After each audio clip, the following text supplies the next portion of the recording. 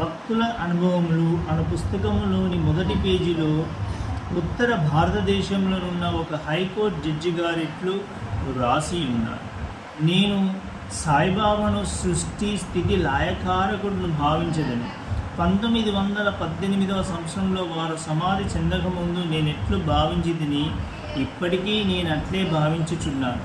నాకు మాత్రం వారు సమాధి చెందినట్లు లేదు. నా దృష్టిలో వారు అన్ని పరిమితులకు అతీతులు.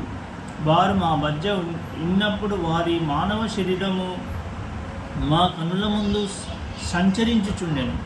ఒక్కొక్కప్పుడు అది మా దృష్టిని విశేషముగా ఆకర్షించేది, కానీ ఎక్కువ భాగము మా ఎరుకలో నిలిచినది మాత్రం వారి అనంత తత్వమే.